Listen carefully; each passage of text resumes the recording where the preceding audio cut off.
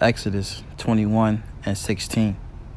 And he that stealeth a man and selleth him, or if he be found in his hand, he shall surely be put to death.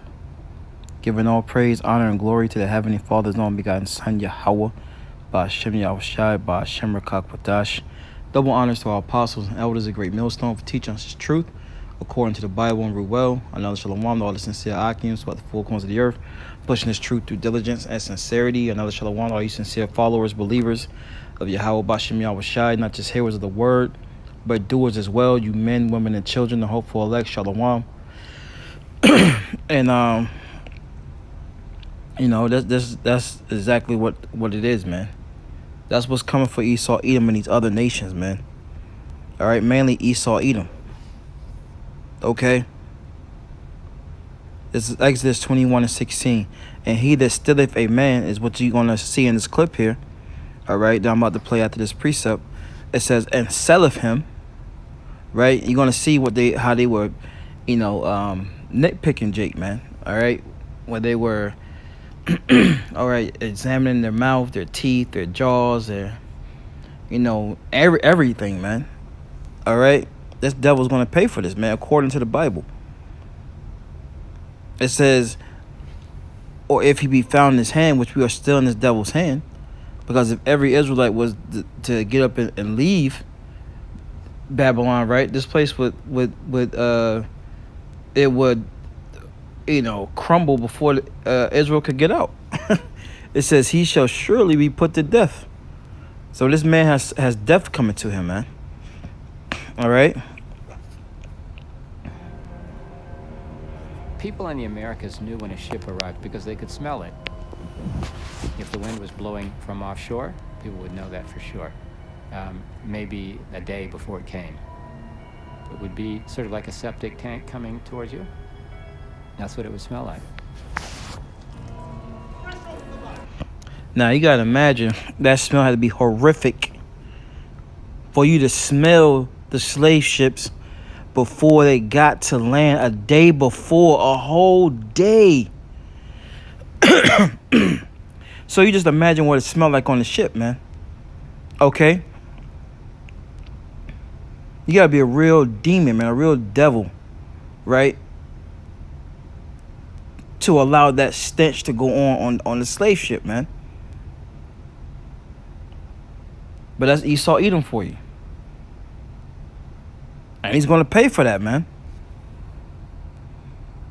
Matter of fact, before I play it, let's get Thessalonians, man.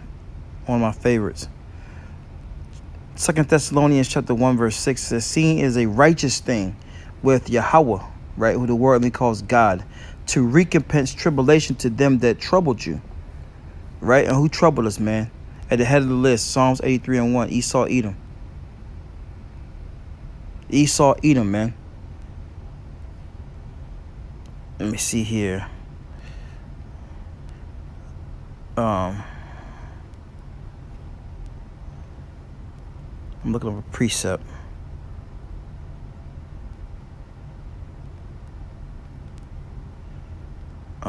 See if I can find it real fast. Maybe it'll come back to me, but the sale itself would happen either on board the ship or a warehouse nearby. Let the scramble commence. Slaves would be inspected by prospective buyers who would poke and prod and open their mouths and all these things to try to assess the physical capacity of the slave. Once you get into the era of print, there were always advertisements in the newspapers. The colonial newspaper is a small thing. It's 4 pages maybe. And on that... And these are the curses that would befall Israel. All right, the true Israelites, the so-called Negro, Latino, Native Americans, man. All right, matter of fact, let's get a quick precept on that. And then we're going to get back on this devil. Because, payback is coming. Deuteronomy 28, and I started 15, then I'm going to jump. It says, but it shall come to pass, Deuteronomy 28:15, it shall come to pass, which was a prophecy, if thou would not hearken unto the voice of the Lord thy power, to observe, to do all his commandments and his statutes, which I command thee this day, that all these curses shall come upon thee and overtake thee. Right? And as you see, we didn't hold up our end of the bargain, man. So what? We had to go into slavery again. Right? Deuteronomy 28:68, and the Lord shall bring thee to Egypt again with ships, as you saw in the opening clip. Again with ships, which means the Lord had us in slavery before in ancient Egypt, man. That's why this place called America is spiritually called Egypt, Sodom and Gomorrah, Babylon, Nineveh, right? Because the same things that went on in those wicked kingdoms are going on here in America. And what do we do in Egypt, ancient Egypt? We was up under hardcore captivity. And the Lord said he's going to bring us into Egypt again, right? Slavery, bondage, captivity by ships. So we were going on ships this time. It says, by the way whereof I speak unto thee, thou shalt see it no more. What's that talking about? Our homeland. And there shall ye be sold unto your enemies, not your friends, not your compadres, right? But your enemies for bondmen and bondwomen, and no man shall buy you. No one's gonna get you out of this situation. The only one that can get us out was the one that put the power who put us in, which is YAHAWASHI. All right. Last page. Property is being advertised: land, horses, wagons, and human beings. And they would use adjectives to sort of entice buyers. Lusty slaves, you know, a fresh cargo of prime Africans from such and such a region. So how much wealth does one person represent? For men, price rose with age up until around 25 or 30, and then it started to decline. Once we get to the 19th century, the cost of an enslaved person would approximate the cost of an automobile in today's dollars. To own 50 or 100 enslaved people is to be a very wealthy person indeed. For women, it's a little bit different. Price is correlated with perceived years of remaining fertility, or is linked to perceived sexual attractiveness.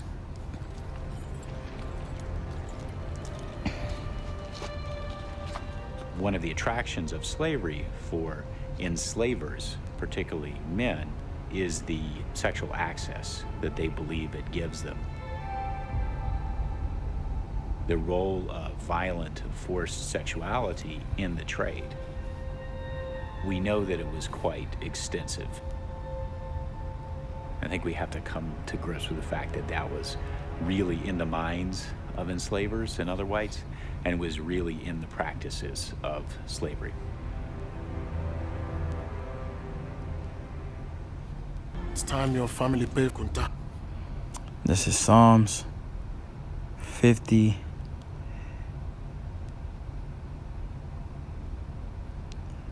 and 21. These things hast thou done, and I kept silence.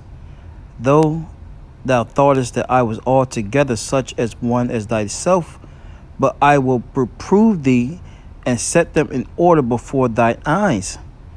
And that's what you see going on now, man. See, these devils thought they got away with touching the apple of the Lord's eye, man. They thought they got away. But they didn't. They didn't. Right? The cost of an enslaved person. You see this right here? This is what you Edomites, you so-called white man, woman, and child, has for you in store in the future. Because the Lord hasn't forgot. Yeah, he kept silence for a while, but he never forgot. And we're being reproved right in this man's face. Right? By standing out there boldly preaching. Right? Bringing in the elect. Coming back to our nationality. right? These bones are starting to live again, to have skin on them. The Lord has set us in order, man. The elect in order of the nation of Israel was consist of the so-called Negro, Latino, Native American. So the Lord's going to require this. YAHAWASHI is going to require this, man. Oh, that was my forefathers. It wasn't me. Ecclesiastes 3:15. That which have been is now, and that which is to be have already been. Which is talking about your spirit. Right? We've all been here before. Such thing as reincarnation. Something that a lot of Christians don't believe. It says, and Yahawah, who the word calls God, that's his name in ancient Hebrew, Yahawah, he is this, require that which is past. You see? And this is coming, man. Thus saith the Lord, thus saith the Bible. Let's see here.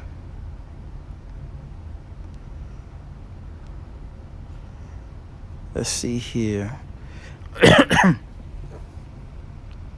Let's go to Psalms. Grab two more and wrap it up. Let's go to Psalms. What is that? Where we at? I'll just read the whole chapter. Psalms 149. Praise ye the Lord. Sing unto the Lord a new song, and praise in a congregation of the saints. Let Israel rejoice in him that made him. Let the children of Zion be joyful in their king. Let them praise his name in the dance. Let them sing praises unto him with the harp, with the tremble and harp. For the Lord taketh pleasure in his people. He will beautify the meek with salvation. Let the saints be joyful in glory. Let them sing aloud upon their beds. And this is going to be in the kingdom, right? It says, let the high praises of Yahawah be in their mouth, and a two-edged sword in their hand, literally, to execute vengeance upon the heathen and punishment upon the people, Esau, Edom, and these other nations, to bind their kings with chains, these elites, these Rothschilds, right, the Rockefellers, the Bushes, right, to execute vengeance upon the heathen and punishment upon the people. Verse 8, to bind their kings with chains, as you see on the screen, and their nobles with feathers of iron, to execute upon them the judgment written. This honor have all his saints, praise ye the Lord. And the saints are the Israelites. Psalms 148 and 14. So we're going to close out on